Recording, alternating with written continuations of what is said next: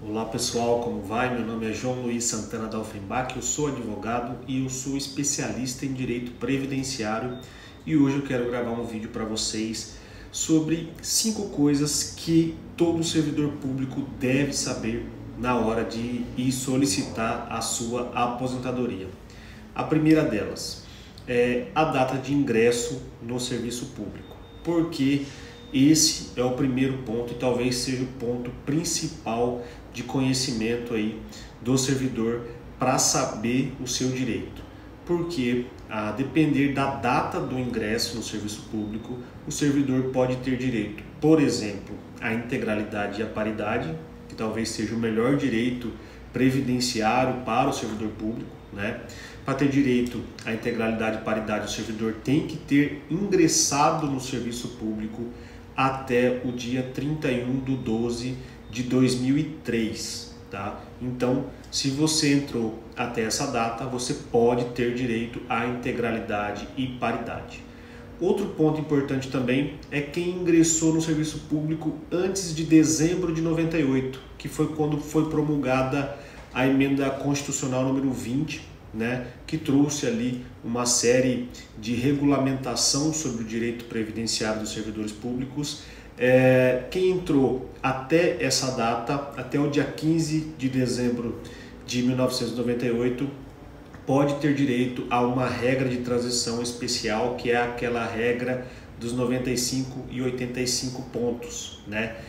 Lembrando que essa regra ela foi abolida, né? Ela foi extinta aí pela reforma da Previdência. Então, se o ente federativo ao qual você está vinculado ainda não realizou a reforma da Previdência, provavelmente você ingressou até essa data, você pode ter direito a essa regra. Então, esse é um ponto muito importante, saber a data que você ingressou e os direitos que que surgem, né, a partir com relação a essa data de ingresso no serviço público, tá? Outro ponto bastante importante que eu recebo aqui no escritório é o direito à contagem recíproca do tempo de contribuição. O que é contagem recíproca do tempo de contribuição? É o direito de você pegar o tempo de contribuição que você tem em outro regime de previdência, né? Por exemplo, lá no INSS, antes de você entrar no serviço público, e trazer para contar, né, no seu direito no serviço público, tá? Isso é possível. E o caminho inverso também pode ser feito, tá? Então você pode ter o tempo no serviço público e levar para o INSS. E também tempos em 2 serviços públicos com regimes de previdências próprios, você pode aí se articular para computar, para levar o período para um regime de previdência específico, né, que faça você ter aí o melhor aproveitamento disso e isso lhe garanta um melhor direito. Então é possível sim você pegar tempo de contribuição de um regime e levar no outro. Mas tome cuidado, tá? Isso tem que ser feito com uma análise bem criteriosa, porque tem algumas circunstâncias ali que você tem que tomar cuidado na hora de averbar esse período, tudo bem? Sempre procure um profissional antes de fazer esse tipo de movimentação aí no seu tempo de contribuição, tá? Outro ponto importante, e aqui é o terceiro item, né, é o direito ao abono de permanência. O que é o abono de permanência? O abono de permanência é o direito do servidor público que cumpre os requisitos para aposentadoria, mas opta por continuar na atividade, né, de não ter mais descontado ali a contribuição previdenciária, tá? Então, aquele valor de contribuição previdenciária volta para ele, né, e vai passar a compor ali parte do salário, tá?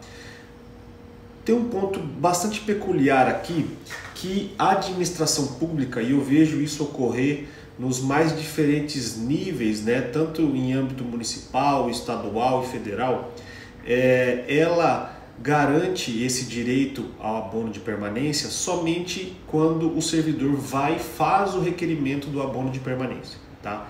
Mas isso não é uma exigência legal, tá? Legalmente, o abono de permanência ele é concedido a partir da data do implemento dos requisitos para a aposentadoria, tá? Não se exige prévio requerimento, que é o que a administração pública pede ali, né, para conceder o abono de permanência. Então, se você cumpriu os requisitos de aposentadoria, mesmo que você não fez o requerimento na época que você cumpriu os requisitos, você pode pedir o abono de permanência, que após a análise ali, se de fato você cumpriu os requisitos para aposentadoria, você vai passar a receber o abono de permanência, e você pode pedir os atrasados desse abono de permanência, tudo bem? Desde a data que ficar comprovado que você cumpriu os requisitos de aposentadoria, tá? Isso são os retroativos do abono de permanência, também é um direito muito bacana que todo servidor deve conhecer, tá? Outro ponto, talvez atualmente o ponto crucial aí da análise, né, do direito do servidor público, é saber se o seu ente, né, se o ente a qual você está vinculado já realizou a reforma da Previdência ou não, né? Eu sou de Maringá, no estado do Paraná, e aqui o município ainda não fez a sua reforma da Previdência, certo? Então, para o município de Maringá, para os servidores que estão vinculados ao município de Maringá, as regras de aposentadoria permanecem as antigas, tá? Diferentemente do estado do Paraná, que já realizou a sua reforma da Previdência e, portanto, as regras de aposentadoria elas mudaram e as regras de transição também, tá? Então, o servidor público ele deve conhecer se o ente a qual está vinculado já realizou a reforma da Previdência, porque isso muda tudo ali no direito dele, tá? Quando ele for requerer essa aposentadoria, ele precisa conhecer esse ponto. E o quinto e último item é o direito à aposentadoria especial, tá? A aposentadoria especial do servidor público, ela é um direito recente, tá?